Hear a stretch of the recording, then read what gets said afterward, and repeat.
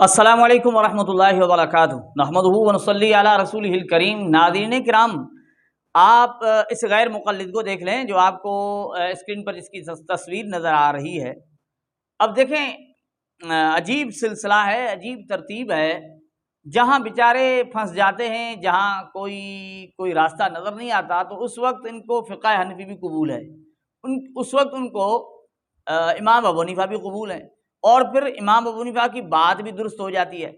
ورنہ ویسے آپ دیکھ رہے ہیں کہ فقہ کا رد ہے، تقلید کا رد ہے، امام ابو حنیفہ کا رد ہے۔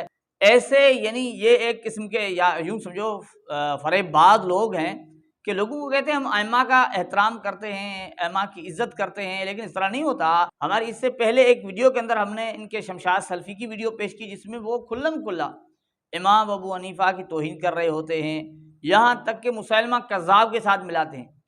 اب یہ ان کا انداز ہے، جب مخالفت ہو تو یہ انداز ہے، تقلید کا رد، امام ابو حنیفہ کا رد، فقہ حنفی کا رد، اور ان لوگوں کو یہ گمراہ کہہ دیتے ہیں جو ائمہ کی پیروی کر رہے ہوتے ہیں، ان کو گمراہ کہتے ہیں، مشرک کہتے ہیں، پتہ نہیں کیا کچھ کہتے ہیں، کہہ ڈالتے ہیں۔ لیکن آپ جو دیکھ رہے ہیں اسکرین پر اس غیر مقلد کو، اب یہ کیا کہہ رہے ہیں؟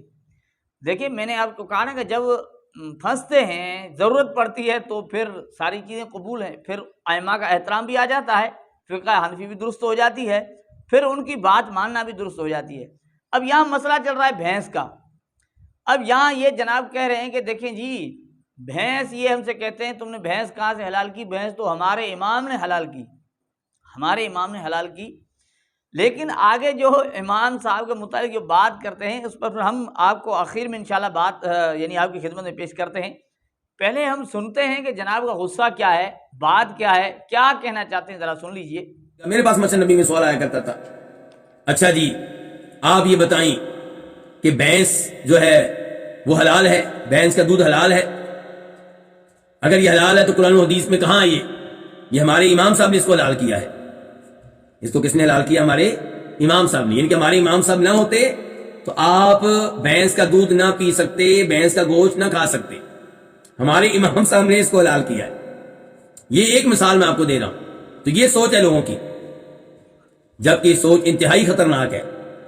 ایسے لوگوں کو جواب دینے کی بجائے پہلے یہ پوچھنا چاہیے کہ چلے میں مان لیتا ہوں کہ بھینس کا حل قرآن و حدیث میں نہیں ہے، تو آپ کے امام صاحب نے کہاں سے پیش کیا یہ؟ اگر تو وہ قرآن و حدیث سے ہی کہیں سے لے کر آئے ہیں تو پھر قرآن و حدیث میں موجود ہے نا، اور اگر اپنی عقل سے لے کر آئے ہیں تو پھر اس کا مطلب یہ ہے کہ بھینس اب بھی حلال نہیں ہے، وہ آپ کے امام صاحب نے حلال کی ہے، اللہ کے ہاں تو حلال نہ ہوئی۔ پھر تو یہ ہے لوگوں کا۔ سامعین و ناظرین، آپ نے غیر مقلد کو سنا۔ اب یہ جناب کیا کہہ رہے ہیں؟ کہتے ہیں کہ بھائی دیکھیں، یہ لوگ کہتے ہیں کہ ہمارے امام نے بھینس کو حلال کیا ہے، اور ہمیں کہتے ہیں، یعنی مقلدین ہمیں کہتے ہیں کہ حنفی ہمیں کہتے ہیں کہ قرآن و حدیث میں اس چیز کا ثبوت نہیں ہے کہ بھینس حلال ہے یا حرام، ہمارے امام نے جو ہے نا وہ بھینس کو حلال کیا ہے۔ اس طرح کا طریقہ تو ہم نے تو نہیں دیکھا کسی نے اختیار کیا ہو، لیکن یہ جناب کہہ رہے ہیں۔ اب کہتے ہیں کہ چلو امام ابو حنیفہ نے حلال کیا، کہاں سے کیا ہوگا بھائی؟ قرآن و حدیث سے کیا ہوگا نا، تو قرآن و حدیث میں ہے تبھی تو جو ہے نا ہم بھی تو کہتے ہیں کہ حلال ہے۔ بات سمجھ میں آ گئی آپ کو؟ نہیں آئی تو سمجھیں، یہ کہنا یہ چاہتے ہیں کہ یہ امام ابو حنیفہ کا فیصلہ یا امام ابو حنیفہ کا فتویٰ یقیناً قرآن و حدیث میں ہوگا، اور یہ بھی مان رہے ہیں کہ جب قرآن و حدیث میں ہوگا تو قرآن و حدیث کی بات ہوئی نا۔ تو ہم کیا کہتے ہیں؟ آپ تو بھینس کی بات مان رہے ہیں نا، اور بھینس، کیونکہ آپ بھینس کا دودھ پیتے ہیں، مکھن کھاتے ہیں، لسی پیتے ہیں، گوشت کھاتے ہیں نا، حلال سمجھتے ہیں اس کو، اس لیے یہ بات آپ نے امام ابو حنیفہ کی مان لی، اور یہ بھی مان لیا کہ یہ قرآن و حدیث سے یہ چیز جو ہے انہوں نے نکالی ہے۔ ہم تو کہتے ہیں امام ابو حنیفہ کے تمام مسائل قرآن و حدیث سے ماخوذ ہیں، پوری فقہ حنفی قرآن و حدیث سے ماخوذ ہے، کیونکہ وہ مجتہد ہے، ان کا اجتہاد ہے۔ ہم تو یہ کہتے ہیں۔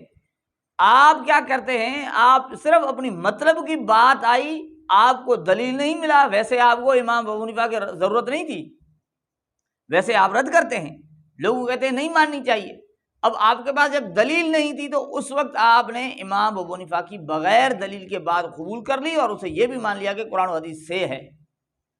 اس وقت آپ نے قبول کر لی بغیر دلیل کے، اور اس وقت آپ مقلد بھی بن گئے، تقلید بھی آپ نے کر لی۔ لیکن جو ائمہ پر اعتماد کر کے ان کے اجتہاد کو مانتے ہیں، ان کا آپ رد کرتے ہیں۔ ہم نے کب کہا نہیں، ہم تو کہتے ہیں صرف یہ بحث نہیں، پوری فقہ حنفی قرآن و حدیث سے ماخوذ ہے۔ تو ناظرین کرام دھوکہ دیکھیں، ضرورت اپنی پڑی، اپنے پاس دلیل نہیں تھا تو اس وقت وہ بات قبول ہو گئی، اور جب اپنی من چاہی ہے، جس ان کے یعنی من چاہی کے خلاف جو بات آئے اسے یہ قبول کرنے کے لیے تیار نہیں ہوتے۔ اس سے معلوم ہوا غیر مقلد فقط دھوکہ سے کام لیتا ہے۔ یہ ہے حقیقت۔